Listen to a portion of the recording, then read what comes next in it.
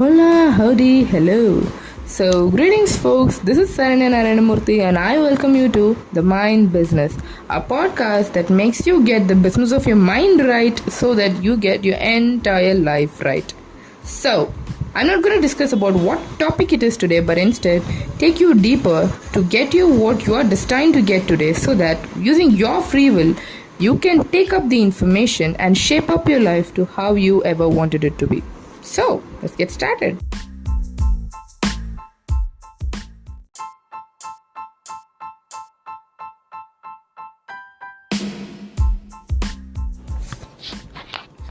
A bird that is once domesticated cannot actually go further to resume its life out there in the wild, no matter how good you actually put it out. Even if you leave it in a garden, it might not be in a position to source its own food and eat, or source its own materials to build a nest, or to actually take care of it by fighting its rival. And even if we speak a lot about the freedom of that particular bird, people in their right sense of mind would advise not to let that bird out once it has been domesticated for a longer while.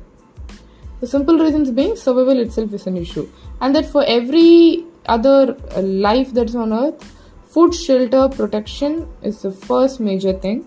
And when a bird is not equipped to find that, it might not be in a position to actually survive. So have you imagined the kind of issues that might actually come in when the same is happening to a human?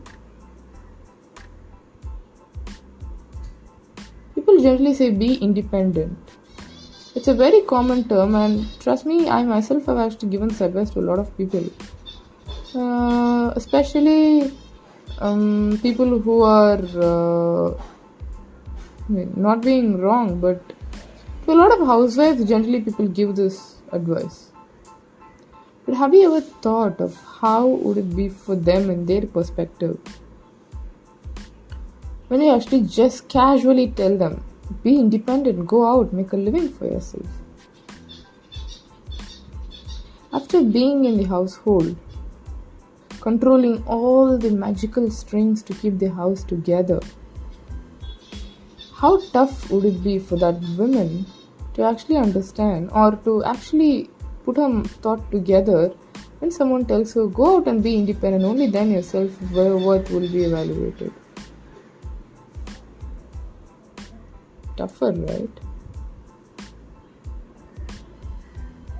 If someone comes to you for advice, never tell them the way in which they needs to be leading their life from then on.